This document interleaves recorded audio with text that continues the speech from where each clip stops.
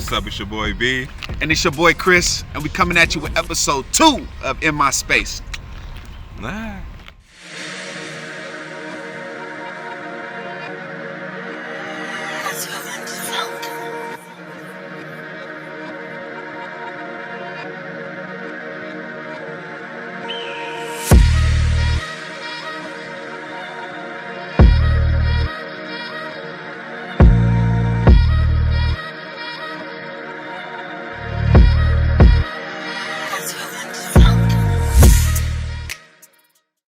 And all right, B, man, you got us out here in South Central LA. Yeah. At Dorsey High School. Yeah. And who we pulling up on? Now we pull up on one of South Central's finest. NFL punt returner, NFL receiver, but he also tapping into his creative side outside the game too. Okay, man. All right, but you said creative side, Creative man. side, bro. Who you talking about, bro? And you know what? Let's just go figure it out. All right, come on.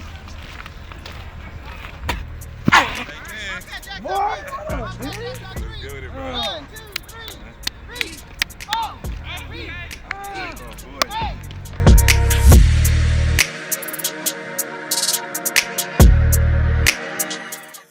Jaydon Mickens!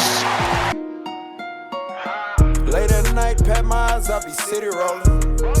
Ops watching, gotta keep it on me. Grind stacking checks, I don't flex cause my people hungry. Grind stacking checks, I don't flex cause my people hungry. I got love in the sky, it won't come down. I got pain on my heart, need to let it out. Got all these bitches trying to find out my whereabouts. And if you want to make a scene, now I'll lay you down. Now this a mission with transgression. No more sleeping on the floor, OTM my profession. I learned my lesson, it's a blessing. Tested, resurrected, well respected, don't test it.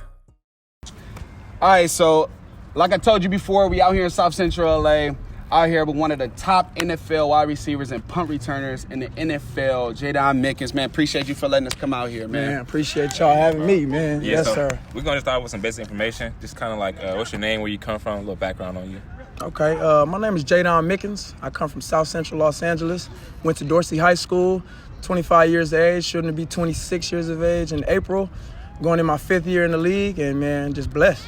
That's what's up, bro. Okay. I mean, well, you said you went to Dorsey High School, Yes, so sir. obviously Dorsey and South Central has a lot of history, Yeah. right? You know, you got a lot of professional athletes that came out of Dorsey High School. Somebody like Stephon Johnson, right? Mm-hmm. You had Stephen Moore, who went to played in Oregon, Yep. and then obviously yourself. So talk about that experience of obviously coming out of South Central and going to college and trying to keep your motivation and actually pursue the NFL dream. Man, it was such a positive but stressful experience. You know, and I think in life too, it's going to be that continuously. But you know what I mean, coming out of South Central Los Angeles, I grew up in the 80s. Nowhere close to here, you know what I mean? It's close, but not too close. You know, coming over here and playing at Dorsey High School, we got the Jungles, you know, Blood neighborhood right next to us. We got Crips all around us. You know what I mean? We got essays. We got anybody you could think of, Jamaicans, that a lot of bad things can happen at any time. A lot of bad things outside of football, outside of school, and also, you know what I mean, on the field and in the classroom, bad things can happen nowadays in 2020. So, you know, it was just the experience that created a man out of me. You know what I mean? But creating that man, the football player was built up as well. You know what I mean? So I always took the initiative to be a man first. Right. Be a man first, then be an athlete later. You know what I mean? But before that, also throw in some school in there before the athlete part. Right. So I didn't get that until probably my senior year, really, when I was trying to match those SAT scores and doing all that other stuff. But you know what I mean? Everything was a process. Everything happened for a reason, regardless if it was positively or negatively. And like I said, it made me who I am today. Okay. So speaking on those experiences, I read that a couple years ago you were scoring NFL touchdowns while living out your car. Can you speak to that and how you were motivated for situations like that? Because I know a lot of people wouldn't even want to go through no situations like that. Can you just speak to that, of how, like, that just kind of show, like, your work ethic and what kind of person you are? Can you just speak on that?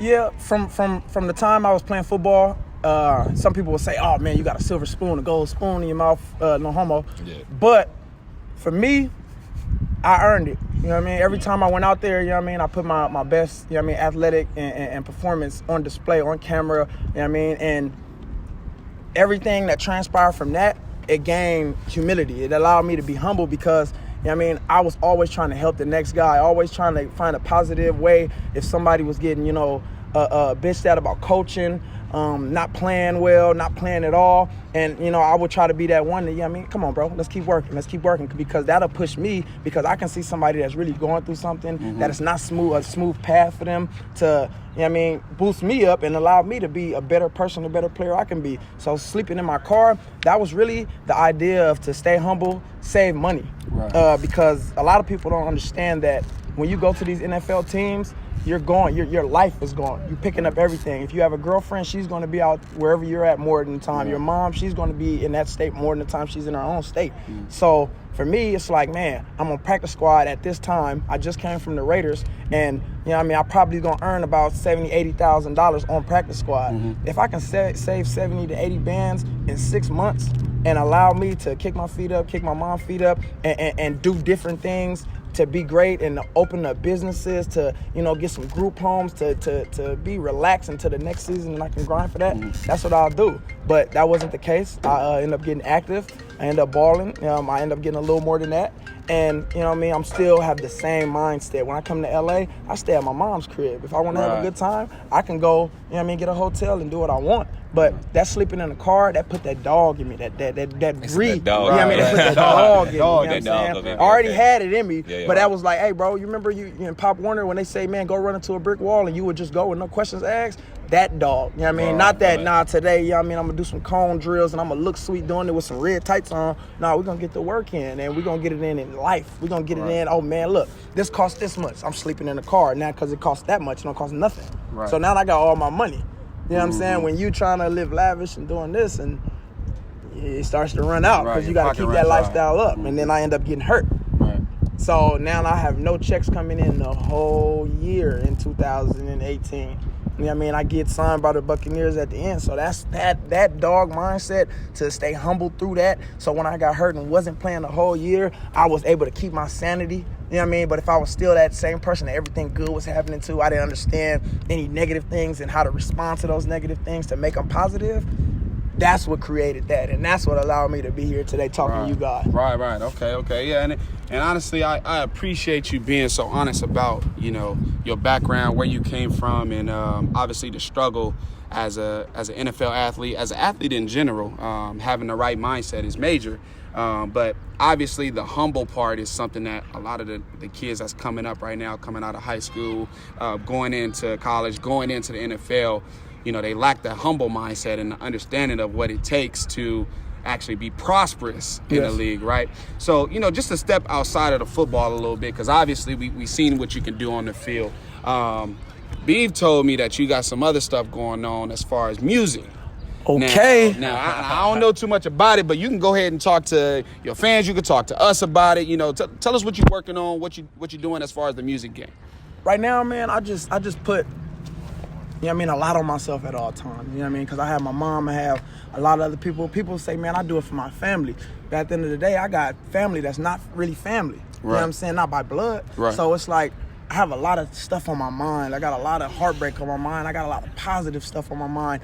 A lot of everything that I don't know how to let out. I do know how to let some anger out when I go on the field and my little ass go up and hit some shit, but I don't know how to let it out, by using words and talking to it. And that's me maturing to come up with the fact of, bro, you love music. Right. My favorite artist is Kevin Gates. Right. You'll probably be Kevin Gates out if you fuck with me in the car. Right. You know what I'm saying? Right. But when I go to the studio, I want to put that down. I want to put all my heartache down. I want to put all my heartbreak down, who I broke heart. I want to put everything down on paper so and on that mic. So when I hear it, it's like, damn, man, you've been through a lot. Keep going. Right. You know what I'm saying? This is only the beginning. So right now I got a couple projects. I got about 14 songs. I'm going to work on 3 more. I'm going to drop EP, and then I'm going to also drop a couple singles, do some music videos too.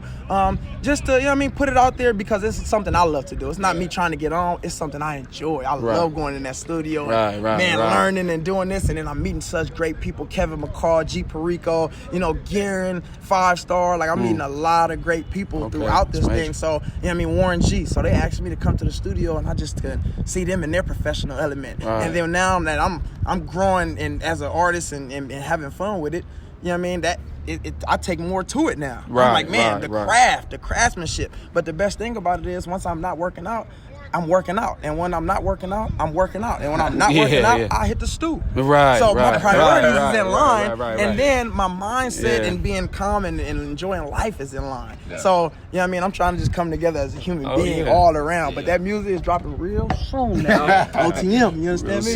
Real soon. All right, so we talked about the music. We talked about the ball on and off the field. Man, tell your fans where they can find you on social media, from your Twitter, Instagram, Facebook, whatever you're using right now to promote your business and your music and just yourself. Yes, sir. You can find me on Twitter, Jaydon Mickens, my name, regular, Jaydon Mickens. You can find me on Instagram at jmickey, JMICKY_19.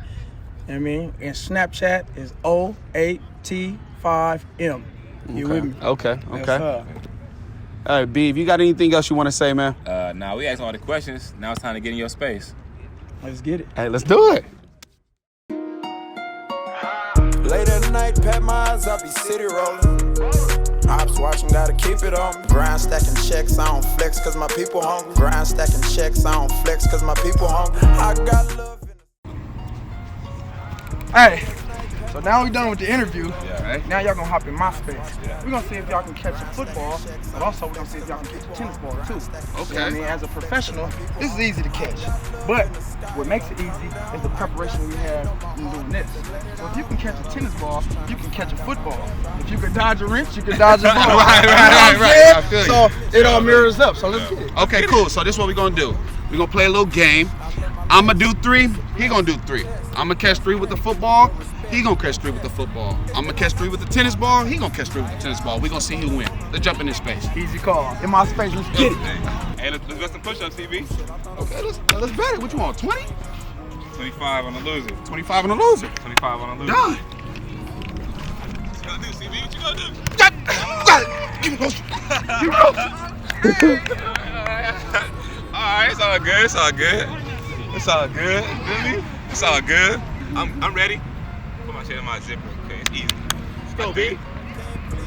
What is me? Ooh, the fair catch. Oh my god. Hey, hold on. It's on the ball, bro. It's not me. Hey, hold on. Now we're gonna see what the tennis ball do. Nope.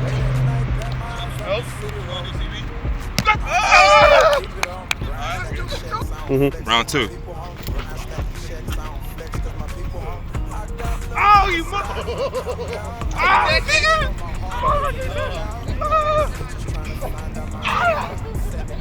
Nigga! Let's go, CB!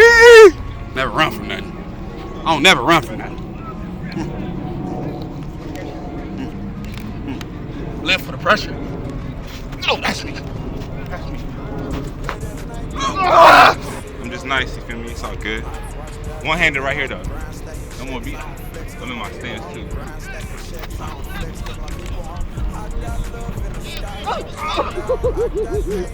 Oh my God! What the fuck? What the fuck? God damn. There it is. That's me. That's me. Ah! Yeah. One-handed, you got it. You got to do that, too. Ah!